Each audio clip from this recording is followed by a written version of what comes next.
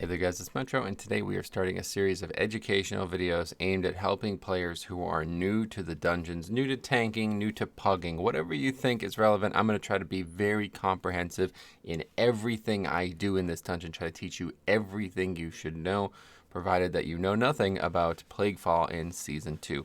I hope that the video will attract people who are even more knowledgeable or can note things that I missed in the comment section down below.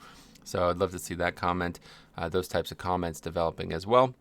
And I also hope that this will be useful for people who are looking to pug, whether that's a 2 or a 20. It shouldn't matter because I'm going to try to teach you everything you need to know about the dungeon. Obviously, you don't need to know everything about a dungeon, especially if you're not a tank or especially if you're not a blood DK. Some of these tips and tricks might not be relevant to you, but I hope that it will create a base of knowledge that you'll be able to take and use to progress further and further and further as the season goes. And if you have any questions, of course, as always, I'm very, very happy to help. So let's get right to it. This is going to be Plaguefall. This is a dungeon that I did not feel extremely confident with in Season 1, but I do feel very confident with now that Season 2 is out. And we're going to open with Shroud. So again, this is going to go hand in hand with the routes. If you haven't seen it, Big Played Out 1/routes has all my routes, a whole video on that. I would recommend checking it out. But yeah, this is going to be done through the perspective of my routes. So let me just talk a little bit about why we skipped there. I would heavily recommend skipping there, even if it involves using an Invis Potion, because the trash there is very mechanically intensive, and it's not particularly valuable. Like, it's very hard to combine. It can cause a lot of deaths. It can cause a lot of mistakes. So yeah, I think even if you're doing a low key, something that you feel like there's no challenge on. In Season 1, I would have recommended try to keep things as basic as possible for routes, and especially for pugging too. I think that time has passed. I really do. Season 2 now, we're into the things where pugging should be more apt to be a little bit more advanced, even in the lower keys. Now, you can pull that, and it's not going to impact how I feel about your progression through the dungeon. It's just realize the route is going to have to be very different than what I'm doing. So I would say this is one of the rogue mandatory dungeons. There was a lot of them in Legion and BFA, and it's not abnormal to have a Shroud that's kind of mandatory. This is that one for sure. Plaguefall and also Halls, I feel like, are kind of rogue mandatory right now. So and that's not a bad thing for anybody, but it is something to keep in mind. So if you do Invispot here, then you won't have potion for the boss, which, if you think it's a problem, you can continue to pull trash past the boss. That's not an issue. In a dungeon like Mists, I don't really feel like that's an option. It's far too DPS required.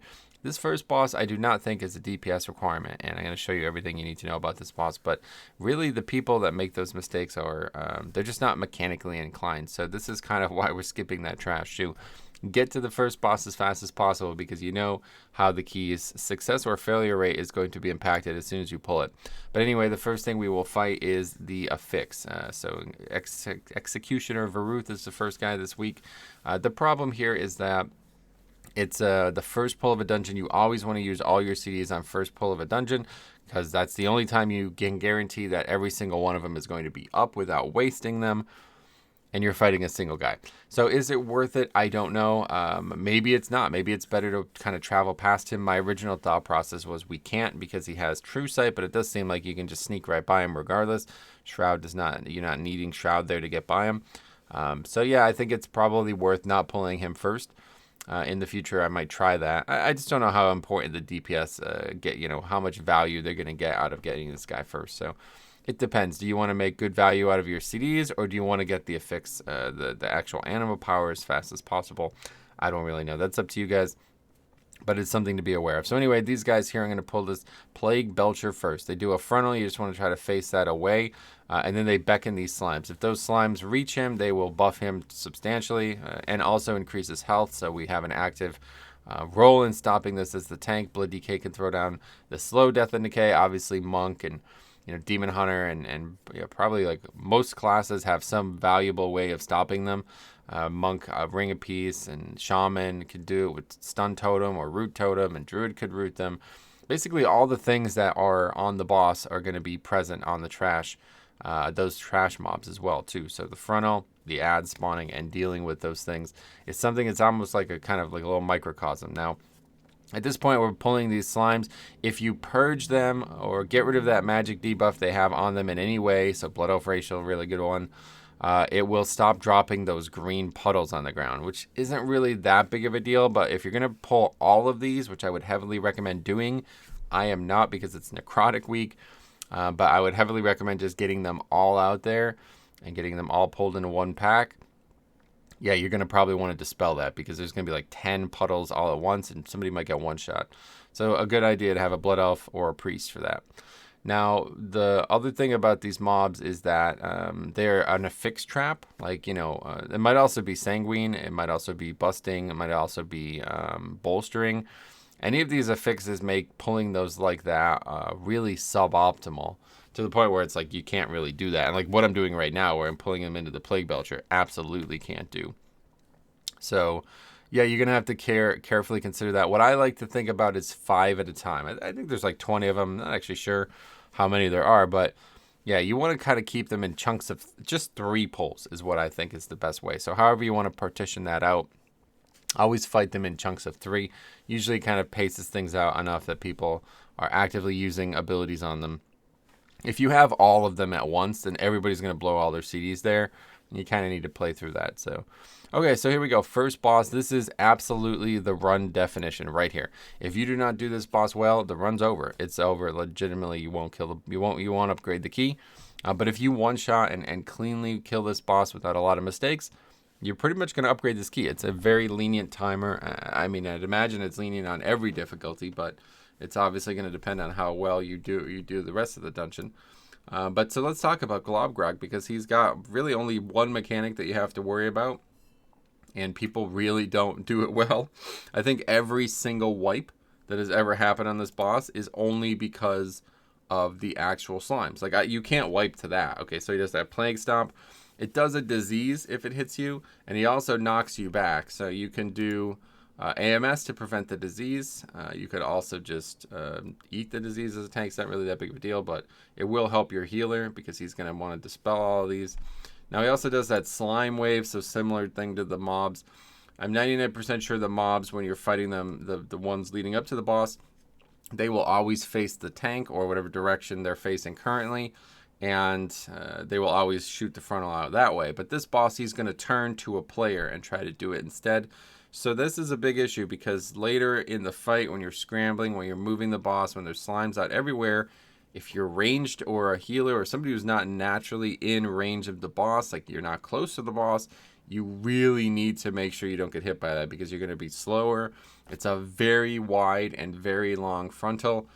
Very dangerous. That would be the other way I see people die here, is they get hit by that mechanic and they do not survive it.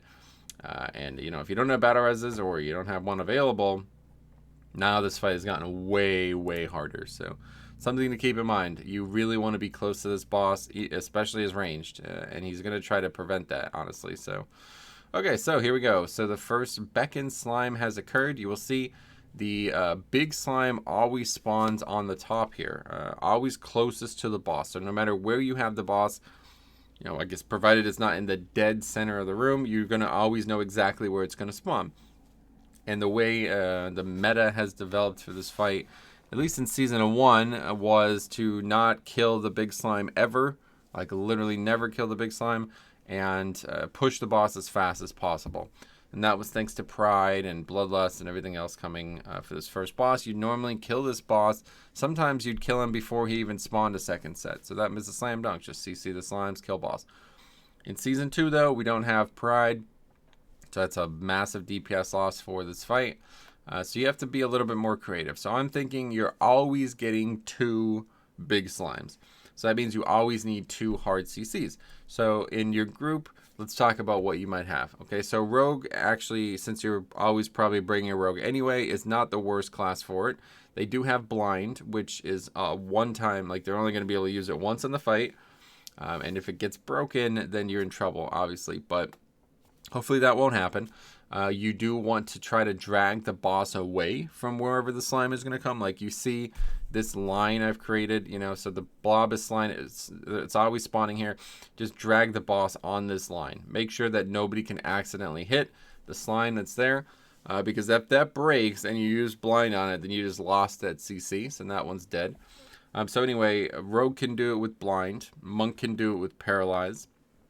Monk can also use ring, which is like relatively good, but it's not going to hard CC it out. You need it gone for the full. You need it gone for like a minute to kill this boss. Like each one gone for the full duration. Shaman cannot do anything but like stuns and small roots and stuff, so it's not really going to help to have a shaman, which is a relatively popular pick. The best one in the game right now is Warlock, if you ask me. Banish is unbreakable, so you cannot... Banish cannot be broken, and they also have Fear. So they could effectively get both of them on their own. So if you have a Warlock in your group who's very keen on this, you basically only need them. Second best would be Druid. Druid's roots are breakable, but they don't break immediately, unlike other CCs. So realistically, you'd have to actually be attacking it to break. And then they could also bring AoE roots. So potentially they could get both. Or they could root the small ones, which we'll talk about in a second. Mage only has Frost Nova. That is good, but not good. It's not going to take it out of the fight. Sheep will not work on it. And Paladin will have the ability to fear it. So a lot of people probably don't even know Turn Evil exists.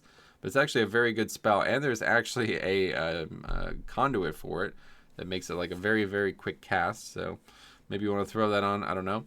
But it's actually another really good one. So that's a big one. Paladin Healer is a very common pick.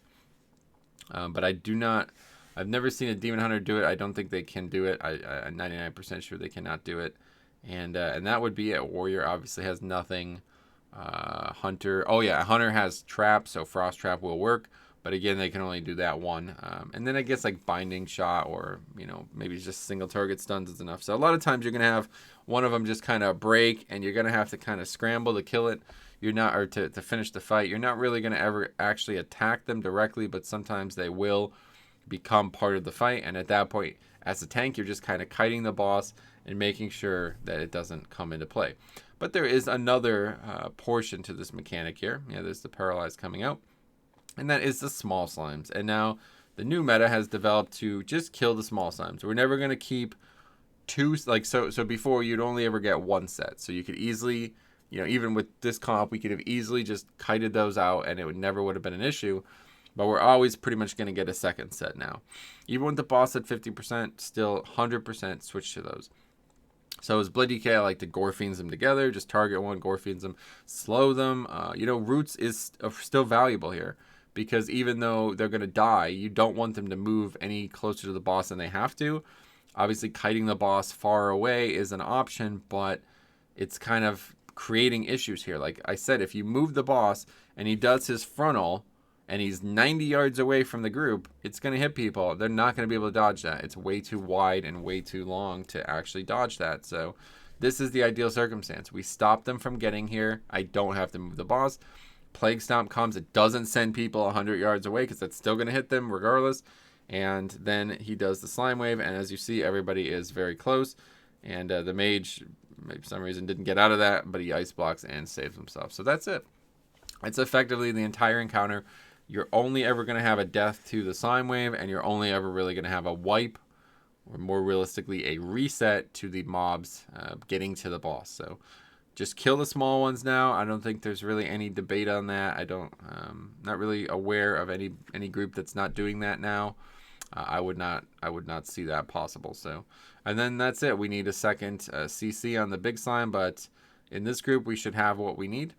So I'm gonna actually go ahead and Gore Fiends that, and then the other one broke because he paralyzed the second one. So not the wisest decision, but you see we used the blind, and then we also put Shaman Roots down just to make sure.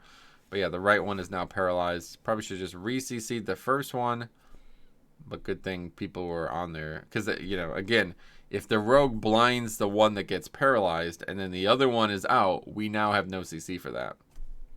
So you definitely want two classes in your group that could handle it well. Unless you have a Warlock, then you probably only need him, but realistically, it's probably always good to have two. A good backup is very useful. So, all right, so anyway, we're on to the trash down here. Now, formerly, this trash used to effectively kill itself, thanks to a bunch of different things. They've nerfed all those things. So if you're doing Plaguefall for the first time in Season 2, but you did it in Season 1, you're going to have a very different time through this gauntlet here. They actually just straight up removed the Plagueborers and all the other spots in the dungeon. So now the only time you'll see them is in the gauntlet, and they also nerfed them. So that is it. We have to actually fight this trash. Make sure the Blighted Spinebreaker is faced away if you can as a tank, so the group doesn't have to move from it, but realistically, everybody else should move from it. Just like the first boss, there's a big frontal. When he dies, there's little things on the ground that you have to run over and eat. If somebody doesn't run over them, they turn into an actual mob that does not give count, so we don't want that.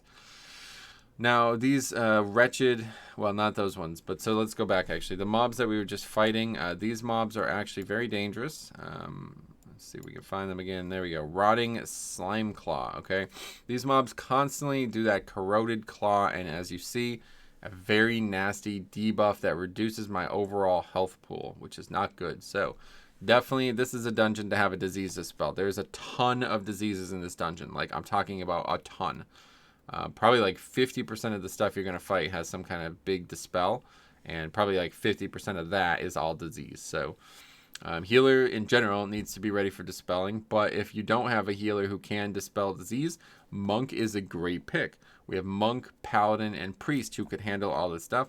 Paladin's really hot in the healing role. Monk's pretty hot in the DPS role, so I would just make sure you always have that. If not, you can grab Shadow Priest or something like that. And you see actually in this video, I said Dispel, and you know, the monk gets it, but he thinks, the shaman thinks I'm talking to him, which I am not. So if it's a poison, you're out of luck. Yeah, no, it's a disease, and it's definitely one of the most important things to dispel. There's also another similar disease on the Plague Rocks. The only thing they do, though, is a knockback. Not much to talk about with any of these packs, honestly. Just that knockback, make sure you don't get knocked into other trash, and obviously keep dispelling that disease. So here I like to double pull these packs here. Now, you're going to, this first time you're actually going to see this red slime. Okay, this red slime is going to drop a puddle on the ground when it dies. That does actually buff you, okay? If you stand in the puddle, it will buff you. And the Necrolord buff in the dungeon, like if you're not aware, every dungeon has a Covenant-specific buff. The Necrolord one will actually absorb it as well. So you effectively get 2 stacks of the buff by killing the mob and standing in it. This is a big deal because you can actually potentially use it for either this pack or other packs in this area, or you could actually take it back to the first boss. And people do this, and I think it's probably going to become something that more people are looking to do as the season goes on and people are doing higher and higher keys. So just keep that in mind. It's something that's already teching out, and I think you're going to probably see people mandating it or being really upset if you don't do it in the future, because that is effectively a 50% haste buff. The problem is you also have Bloodlust for the boss, so I mean, I don't actually know how 50% haste works with Bloodlust, but I'd imagine it doesn't really help that much. But certainly it's not that big of a deal because you'd be pulling this count anyway. And but yeah, I think honestly, if you're pulling these packs, you probably should just kill this thing first. Just get this thing killed as fast as possible and then use it to buff the rest of the damage on the pack. Past that, there's just a ton of interrupting. I mean, I could try to explain every single mechanic, but just interrupt it all. I mean, it's literally everything that you want to interrupt. There's not anything that you don't want to interrupt, I feel like. So that's kind of the theme of this area. Tons of small mobs that do a lot of interrupting, and then these slimes that give you a buff. So you see, I'm actually kind of like avoiding that red stuff, and that's not a good idea. I should probably be just standing in that. It doesn't really do that much damage. Like, it does do damage to you, but very little. Okay, so there's 3 colors of slimes in this dungeon. Okay, there's the red one that we just talked about. It's going to give you the haste buff. There's a green one that's also being fought right now, Rot Marrow slime. But the big one is the congealed slime. That's the purple one I just pulled in. So another relatively important double pull here. These guys are going to patrol.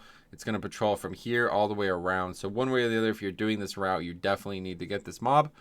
And I think this is probably the pack to fight it with. You don't really want to fight it solo. But the purple mob is actually going to reduce the damage everything near it takes. Okay, so, and you can get these buffs as a Necrolord, like I said. I don't think you even have to do anything now. In Season 1, you used to have to use Fleshcraft. I think that's legitimately not even a thing anymore. I think you just run over it or something and you get it. But anyway, the purple slime. So whenever you're fighting a purple slime, it's going to be present in this area a lot. you're going to want to try to either kill that or just deal with it in some other way. You could banish it, you could do other mechanics to kind of keep it out of the pack, but realistically it's just going to be the first thing to die.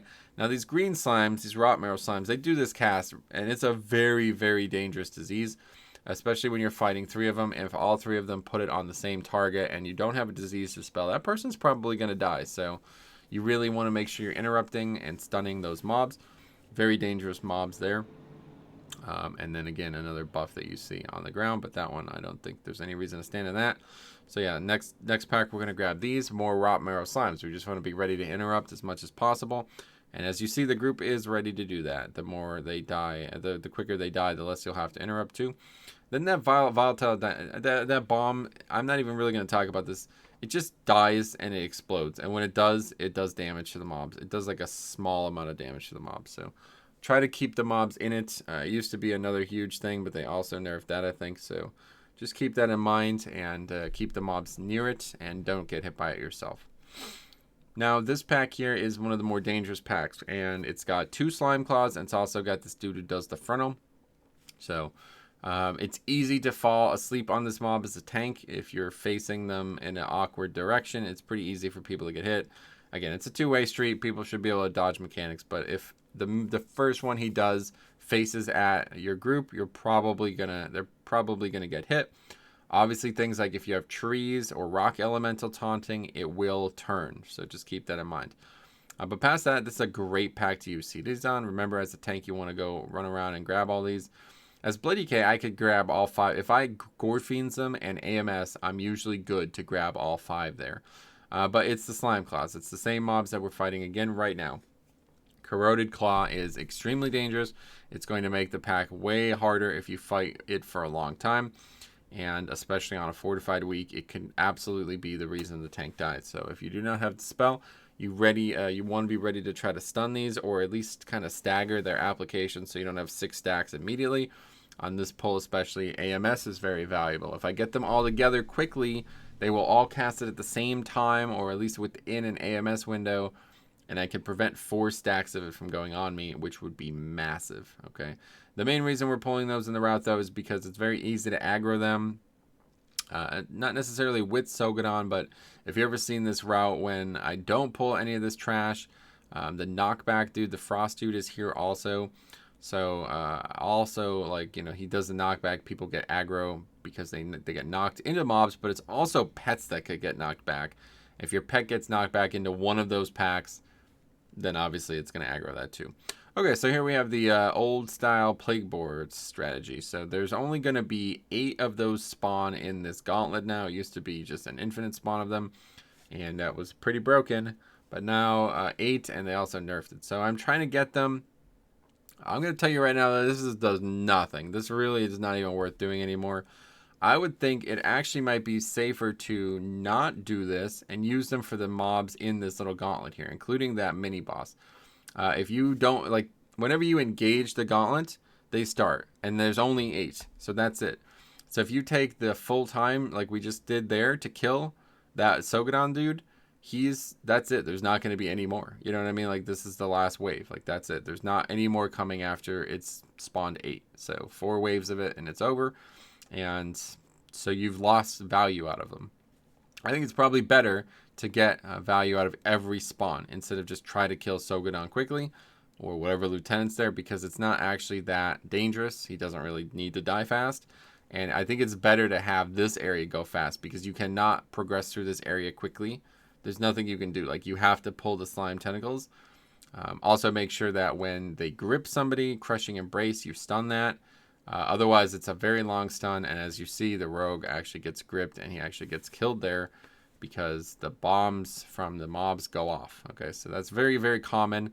The very common death in this area is to have somebody get gripped and killed by the Plagueborers. But now that the Plagueborers are gone, it's no longer a gauntlet, right? So we're just kind of sitting here rezzing them, no problem. But yeah, it's, you know, I think the funniest thing was somebody said, oh my god, we're gonna actually have to kill Virilax Blightweaver Blightweaver, whatever, because this is like actually the first time in season 1 you never did this. Like, you never even fought this guy. He would just die to the Plagueborers because you just have, he's the one spawning them, right? So it's like he constantly kills himself. So I'm legitimately not even really sure what he does. Just interrupt, I guess. He does that green stuff on the ground, move out of that. Seemingly nothing special. So kind of just time killer. I mean, he's going to give some count, obviously, but this is definitely very inefficient to be killing this guy alone. In the past, you would pull him down and try to kill him with Plagueborers that also killed some of this trash. It's not really an option right now. I mean, I guess you still can try to pull him down, but the issue used to be that he would just stand back there and cast on people, and if people weren't interrupting that, it would be really messy. So now these pulls are interesting. So I'm doing something that I might not recommend for very long, or might not ever recommend. I'm trying to get this trash out of the way now. And it's got a lot of interrupting. It's kind of a pain, especially if you're not a Death Knight, because the mobs are going to kind of sit on these islands. Pretty much 3 casters on each of these. So I don't know how you handle it for a non-DK, but it's DK. I always just group one and try to interrupt the other. Usually you have somebody with a ranged interrupt that can get that, and then they just kind of funnel in. So and trying to double pull this, I don't really feel like it works anymore. I used to do it all the time with the Plagueborers, but now it's not really possible, especially because there's a purple slime here. But so the reason I'm telling you that what I'm doing is probably not the right way to do this anymore, in this order at least, it's still the same count. You need to pull it. You're not going to ever skip this. But the reason is because that red puddle is actually extremely valuable for this fight. Because it allows you to do really good extra damage and also push Bloodlust out of phase, which is what you do anyway. So realistically, we should be fighting the boss with that puddle. I'm not 100% confident in saying that no matter where the boss is, you should drag him back to the puddle. I've heard this recommended, and obviously it sounds like a good idea, but it's a long way to drag him. Okay, so I'm not really sure how long it takes to get him from one platform to the other, especially if you're not somebody with a lot of mobility. But besides that, besides the fact that you can do it in that order, kill that pack last, and use that for the boss, I do actually think it's probably more pertinent to do all the trash and all the boss last after killing the lieutenant. I think it might be a good idea to just ride right through the center and go right to the lieutenant. And I think people are doing that. I think it's working well. And I don't know. Like, I'm still really grappling with the tangibility of how difficult the lieutenant might be. I try to reset the boss here, by the way. Just a little tip. He doesn't really like to reset, it looks like. So he has to go really, really far to reset. So just something to keep in mind. Probably not a good idea to try to reset the boss there. But I guess presumably you could fight him up here if you ever wanted to. So this is the fire dude this week. I think other weeks it's Oros Coldheart. No, it can't be. That's where he was. I don't know. On the beta, I remember it was Oros Coldheart here, but it's probably Varuth or somebody here. I can't actually remember the other weeks, but realistically, it's probably worth it. Yeah, it's probably worth getting this first and then going back and doing the trash. The issue again is Lust, though. I don't think it matters. Like, Lust has been up for a long time. Let's actually see how long Lust has been up. It's been up for a very long time, actually. Yeah, it's been up for pretty much before we got through the gauntlet. It's been up. So can we get value out of getting extra lusts here? I don't think so. Not to my knowledge, there's nothing to get value out of. So it's not really an important thing to keep in mind, but it's critical that you consider it, because Lust is the biggest way to increase your DPS and keys, 100%. Using Lust well is always going to be a really valuable thing, and a good Lust and a bad Lust can be actually the key at times. So I just don't really know how important it is, but you might want to keep that in mind. But I do think, yeah, just pulling that first is probably not a bad idea, and then going this platform, then the right platform, and then hoping that he's close, at least on one of the 2 adjacent platforms, and bringing him back to the red buff on the ground. But you see, we still have the buffs from the Necrolord. So we killed the purple, and now it's gone. So yeah, I definitely think that is the last thing you should be fighting, and I'm gonna try to always make that happen, even if we don't kill the dude, the Tormented affix anima power dude first. So anyway, this boss is a complete joke. It's actually probably one of the easiest bosses in the game. You're gonna see him do this cast. Let's see if we can have that happen. I actually successfully AMS it, and that is a big deal. It's a mandatory dispel from the healer, and you can AMS it. So it's pretty much all there is from the tank perspective. You're gonna want to dodge a couple mechanics. But here comes Slime Injection. So every time that goes out, the healer has to dispel that. Unless it doesn't happen, thanks to Anti-Magic Shell. So really good option. I don't think there's any... Maybe Prot Warrior could Spell Reflect it. I'm not sure about that, but yeah, that's more damage the healer can do. So just don't make them spend the glow ball on that if you have it up. There's really no damage. Like, this fight is like a 0 challenge encounter for the tank. And really probably for the whole group, to be honest. So, okay, so now the fight starts properly. This is when you want to lust. You don't want to lust on platform 1 because you don't want to get out of that platform faster than you have to. That platform is not dangerous. He doesn't do any actual mechanics on that platform. And if you have lust up when he jumps away, that's lust wasted, right? So it's better to lust here because the actual mechanics involve you killing multiple targets. So we have Plague Bomb. This is a slime that is going to explode after 30 seconds. If you fail to kill it and it explodes, you will die. Okay, I've never really seen anyone survive it. Even in the MDI, they try to survive it with Spirit Link and a bunch of stuff, and they still died to it. So, yes, I do not think you survive this under any circumstance. But maybe on super low keys you do. I don't think it's ever worth not killing it, though. Just a bad habit to get into. But that's not the only thing that spawns. There's also a coagulated slime. Okay, yeah, coagulated slime or congealed slime. That is a purple slime. Okay, so same thing we've been saying about purple slime. We need to make sure that that thing is not impacting the plague bomb. So somehow it gets gripped over there. I don't actually know what even happens there, to be honest. But a couple things happen here immediately. So let's talk about this. So he's going to make the targets near him take less damage, obviously. So don't tank the congealed slime on top of the plague bomb. Step 1. But also consider not tanking him on top of Dr. Ickus. Now, there's not really a lot of ways you can do this because Dr. Ickus is going to spam basically like a tank mechanic on the whole group, and you need to interrupt it. And then once he's interrupted, he's going to run to the tank. So it's very difficult to actually do this. But there's a couple key ways you can keep this mob out of combat with you. Hunter can trap it, roots, knockbacks, anything like that to try to get it away from Ickus, even for a few seconds, will help. The big one is banish. Okay, you can banish one on the fight. Obviously, you're not going to be able to banish both. You eventually have to kill one, obviously. But there's also this, I literally don't even know what this is, but it's some kind of engineering thing. Soul Trap, I think is the name of it. It's got like funny letters and characters to make Soul Trap is the word. And you can use that to take the slime out of the fight. Okay, so that's a very, very, very good idea. Huge DPS gain, effectively. Otherwise, just kill him. And when it's out and you have no way of stopping it from being next to Dr. Ickus, keep them together. Because he's going to just basically do a ton of damage to the group. And that's not bad. That's not a good thing. So the real problem here, though, you're going to see a lot of deaths in this fight, is to him jumping around like this. He does this jump, and when he lands, he kind of shoots out 4 lines. And the problem is it's kind of random. So the best advice is just don't be really close to him. I just don't know how that gets moved over there, though. I just can't figure that out. Oh, Withering Filth on the person. Okay, yeah, so he does that Withering Filth as well. You probably want to stop that. You could stun it, and then usually it'll die before it does the second one, I guess. So just try to stop that from happening. But that's actually like a relatively big time in that fight, in that specific pull of that fight right there. Because the slime jumped over there. We had 1 dead. If our DPS wasn't in the best shape, we might have actually wiped there. Because then the bomb would go off. You know, if I didn't Gorfian or grip it away as well, it might have caused even more issues with DPS. So you see people getting smacked by this a lot. It is difficult. Like I said, it's not because it's so random. You don't actually know where to run. But if you're just like 20 some yards away from him, he will not be able to hit you regardless. So there's also this erupting ooze. I've never actually seen that cast go off. So I assume it just does damage. I don't actually know what it does. But yeah, you can just stop the cast with the stun.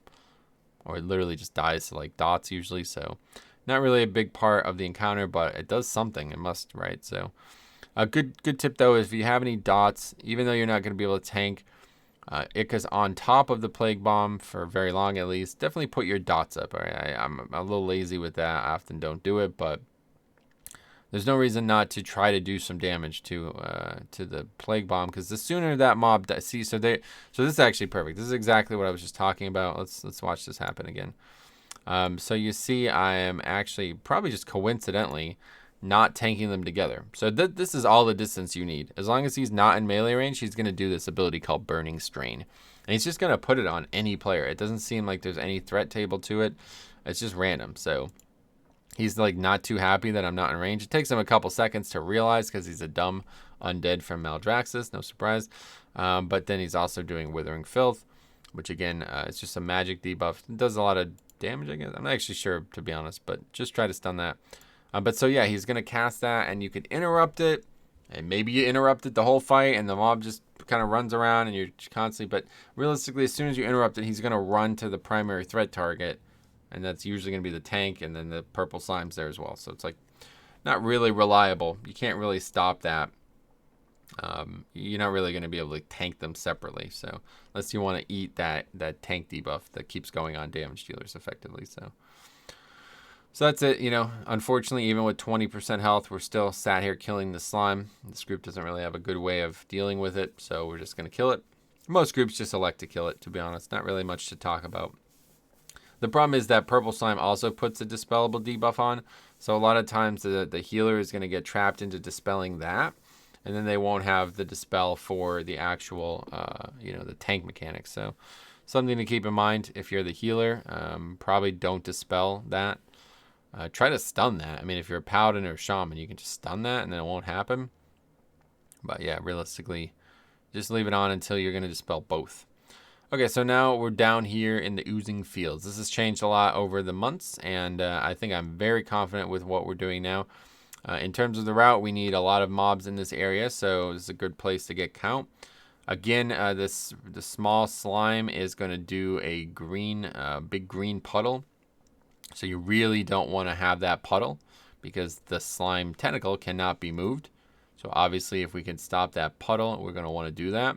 So we're just standing in this puddle, taking damage. And that can be purged. Any type of magic debuff removal will work. So Paladin with a Blood Elf ratio is good, stuff like that. And then we're going to go for the middle. Okay, so now this middle is a pretty dangerous pull, but it's free as hell. These mobs all give full count, and they start at 50%. So people were very scared to pull these in Season 1. I'm not really sure why, but they kind of still are. I guess there's a lot of mechanics. You're going to see these Defenders of the Many Eyes for the first time. They put this massive shield up. You really don't want to let that go. If you can stop it, you can do it with Grip, Gore Fiends, stuns, knockbacks. Anything will stop that. You see I try to grip there, and the Mage Frost Novas them. So great play there. That shield is obviously going to make the pack go way slower. So you just got to do that. And that's pretty much it. Like, I mean, interrupt the main guy. That's the same mob that was actually in the very start of the dungeon. He's going to do an ability called Creepy Crawlers. If you don't interrupt it, he's going to spawn some trash, effectively, that you have to kill. Some mobs that don't give count, so don't let that go. But anyway, we accidentally aggroed the slime tentacle. Doesn't really impact the dungeon at all. This is because people came over to the right side, so... Formerly, I used to not even try to pull the first pack that I pulled on this island because I didn't want anybody to come over here. But now it seems like, you kind of want to do that. I used to try to pull it all together like that plus this. And that was a pretty good idea with Prideful, but maybe now it's a little awkward. Better to fight kind of 2 medium-sized pulls instead of 1 massive pull. But anyway, we have Oros Coldheart here. This is guaranteed another guy that spawns with 50% health. These mobs have very little health, and they give count. So there's no reason to be avoiding those mobs. Put that on the route, 100%. It's just free count, and fighting something with a lieutenant is always a good thing. These lieutenants don't really do much. Like, they're not like Pride where they get harder. But again, we didn't dispel the magic debuff. I don't know why. We have a shaman and a mage, but... yeah, we didn't do anything about that, so now there's this giant green puddle on the ground, which could actually complicate this mob, obviously, because you get knocked back into it, maybe somehow you die. But anyway, that's fine. So kill that dude, moving on. This next area gets pretty technical. There's a lot going on, and if you're not a Blood DK, it can be kind of frustrating, I feel like. I don't know, I've not tanked it a lot on other classes, but the big thing here is just, so since we aggro that extra tentacle, I'm not pulling something that I normally pull.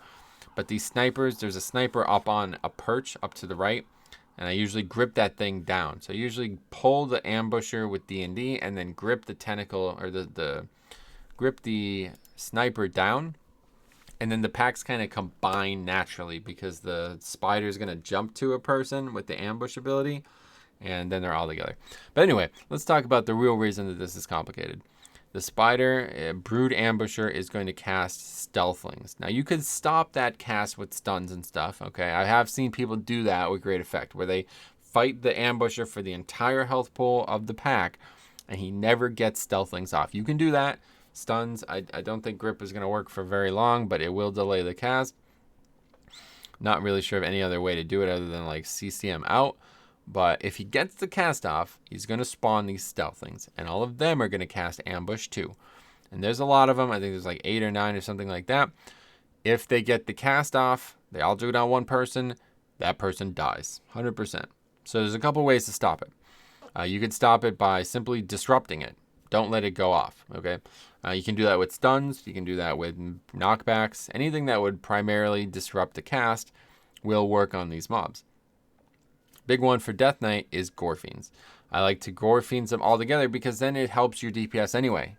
So the pack, you know, these mobs are over here, these mobs are over here, stand in the middle, Gore Fiends them all together, and now you have a much bigger AoE pack for people to benefit from. So, you know, that's one way to do it. Another way to do it is by rooting them. If they cannot jump physically, then they cannot reach the target they're casting the spell on, and they waste the cast. So if you don't actually have, for some reason, a way to stop them, you can just simply root them on. Druid and Shaman can both do this. I think Ring might work too, to be honest. If you put Ring on their target, but I don't know why you wouldn't just ring the mobs to stop them from casting it, period. But maybe you're thinking about getting a little tricky here. Put Ring on the target and see if they can jump through the ring. Probably not. But yeah, past that, any type of AoE stuns. So, you know, Demon Hunter, Warlock, a lot of classes have it. So there you go. I actually was trying to get both packs because we're actually fighting 2 ambushers because of the way I pulled this. And that's not necessarily what you normally see. But I would have been sick if I got both packs with Gore Fiends. That would have been awesome. But because of stupid roots, I do not have the ability to do that. So anyway, Necrotic getting a little tight here. But the other thing is the defenders. Again, you're going to want to make sure that those don't actually get their shields off. Okay, and that, again, can be done with any type of disruption. Any type of single disruption. So stuns, grips. Grips work great on that mob. You can also mind control those guys, which I don't know if I actually do that in this key. But oftentimes I will mind control that. And you can use their shield for your benefits. Now, the shield on the mobs is like something like 60 or maybe even higher than 60% damage reduction. When you have the shield as a mind-controlled pet, it's only 10%. But that is still a 10% damage reduction. Like, tell me what healer wouldn't take that for that last boss, right? I think everybody would benefit from having that. You know, it's a DPS loss to take that pet, period. But it's also a DPS loss because you could take a better pet if you really wanted to. The sniper does a lot of damage, a lot of single target damage too. So it's not a bad option to have that. But I really like to take the Defender of Eyes here. Yeah, I do take it. That's great.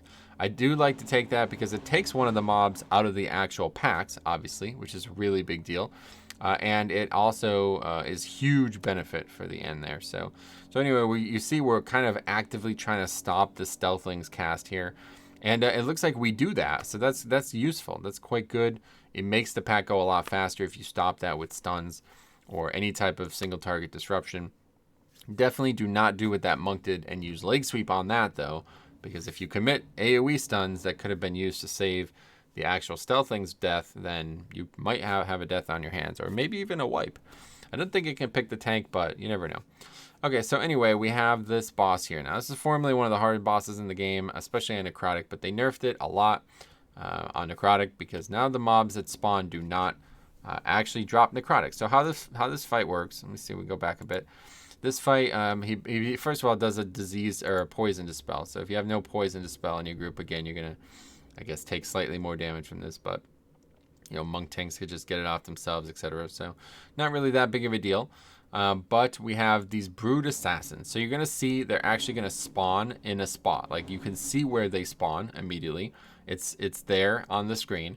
I don't think there's anything you can do for this split second that they're up. Maybe if you quickly grip one, you will stop them from doing their actual ability. But basically they spawn and immediately obfuscate themselves and start throwing daggers at you. And this dagger debuff stacks, does a lot of damage and stacks. So if you don't ever get these out, somebody's going to die. The only way to get them out is by revealing their location and then killing them. So it's pretty easy to do that. I think no matter what, a tank could always do it. But the problem in this fight is that the other mechanic is you need to kind of stay stacked. If at any point you're not stacked for, I think it's like 8 seconds or something like that, the boss is going to stun you. It's going to put you in roots. All right, it's actually going to be a web, which you can kill. Now look at that little play. I'm trying to get the mob over there to prevent damage. But anyway, that big gray or whatever purple circle, you run that out. Don't hit each other with that. Whoever gets hit by that gets stunned. I have seen people stay in with that and stun the entire group. Very bad. But the problem is usually it's difficult to kind of run around and get all these as the tank, because then you're moving the boss. People have to move with the boss to stay stacked with each other. It's a very bad idea as the tank to be running around and doing this. It's much safer for a single DPS to run around and do it, because they know they have to get back. But if you're constantly dragging the boss 100 yards and other people are going different directions, you might actually cause somebody to get put into a web there. And that's not the biggest deal, because you can actually just break them out, but you really don't want to do that. This is actually a pretty long encounter, and it's relatively dangerous. So this is another good mob, another good boss to have the pet on, because you see I just keep putting that 10% damage reduction shield down. It's preventing any damage too. Like, I could use it. I was actually trying to use it. I was trying to have it go over to the guy who got the mechanic, because that mechanic does a lot of damage on high keys. When you get that big purple circle, you see it's on the rogue now, Shadow Ambush. It's going to stun him, and he's going to take a lot of damage. But, rogue could just prevent it. So there's a couple classes that can do it. Like if I do it on my Paladin, if I bubble it, the stun still goes off immediately, actually. It ends the mechanic. So that's not a good thing, because if I stood on the group and bubbled, it would hit everybody else, presumably. I've never done it, but I'm 99% sure that's how it works. So if you have an immunity to do that with, and you do it. So you see that guy actually got web wrapped there. That's very interesting. So it's because so this is a relatively common mistake. Like I'm not actually sure how he made the mistake in the first place, but it's exacerbated by going out early. I think it's the big thing. Oh, it's because he's out there doing the Brute Assassins. So he's out there helping with the Brute Assassins, then gets the mechanic and doesn't think to come back into the group and reset the timer on the debuff he has, where the boss is like watching you, about to root you, and now he's in a web wrap, and it's like, yeah, we're not going to kill that. It's got 10k health, so I mean we could obviously, but I think it just kind of like ends at some point. I don't know. It's really not that dangerous, to be honest. It's just like a huge DPS loss, obviously, to be dealing with that, so you don't really want to see that. Okay, so now you're going downstairs, and you need a certain threshold of count. I don't really want to talk about that today, but just realize that if you go downstairs and you don't have like 82-ish, it's like around 82. I'm not exactly sure, but just be aware that if you didn't plan out the route somehow, and you don't have the right count coming down here, then you're done. Like, you have to go back upstairs. So not a good thing. I used to plan to do it, but whatever. Okay, so these mobs, very, very, very, very slow, and they hit like 10 times harder than any other mob. It doesn't really matter. Honestly, like, just don't tank them. I mean, don't try to tank every single one of them, but try to get them all together as fast as possible, because they are slow. If you pull all three of these packs individually, it's such a long process, okay? It's really unfortunate. So as Blood DK, I like to get all of them, Gore Fiends them, and you just got to survive after you do that. Because if you actually have threat on all of them, they're probably going to one-shot you. So be ready to use some kind of CD and just quickly get out of there. Don't let them hit you more than once. But yeah, it's a great pack for Rock Ellie, seemingly. And then this Ichor Bileflesh dude, he's just interruptible. Nothing really. Pestilence Bolt, whatever. Interrupt that. He's very unlikely to move is the issue. And he's always going to jump to one of the mobs you're fighting or have fought. So if they all die right next to the boss, realistically, it's probably going to aggro the boss. Like, you're not really going to be able to not aggro the boss at this point. Now, we still need trash. So what we probably should do here is go and get the slimes and then get the buff from the slimes as a Necrolord and use that on the boss. So we don't do that. I don't know. This boss is not as dangerous as it once was. I feel like people just got better at the fight because they didn't really change anything. But with the shield, it's very useful. So I'm going to throw that down. It's 10% damage reduction on top of everything else, right? I throw AMZ down, Blood DK, really good. Disease, if you have the ability to disease dispel, so Paladin, Monk, tanks, etc., make sure you're contributing to that. It stacks up 4 times though. So if you dispel immediately, I'm not really sure what the right approach is here. If you dispel immediately, you can get 2 dispels off in the time that the cast is like happening. But is it better than just dispelling a single 4 stack? I guess so. Yeah, I guess you get 1 stack off and then a 4th stack off eventually. I don't really know how the best way to handle this is as a healer, but all I know is it's also AMSable. So if you AMS at the start, you will get 0 stacks. As long as it doesn't do so much damage that it breaks the AMS, you will not get any stacks. So between the pet, AMS, AMZ, this is a great Blood DK fight, but it's also a really good Pally and Monk fight. Tanks that can help with that are invaluable. Let's put it that way. So I could basically dispel myself. That's the way to look at it. Now this is just straight up. I mean, if you need an explanation for this, just dodge. I mean, that's it. Just run. One thing I will say is be farther than you think and don't be too close to the center. If you are too close to the center, sometimes you get clipped by the hitbox of another one. So just try to be maybe 2 or 3 yards away from the pool on the ground. Don't ever stand in that pool, by the way. It does an insane amount of damage. Like, you cannot run through that. But that's really the whole fight. One other thing is the tank, though. You really do need to establish threat on those skeletons that spawn. You can also mind control those. So that's kind of nice. It just takes damage out of the fight. Like, you're basically just making the fight require less DPS. But it's not really tangible enough because those usually die in the transition phase. But they also do a fair amount of damage because it's the same mob that you're mind controlling. So the Malignant Spawn thing, another tip on that.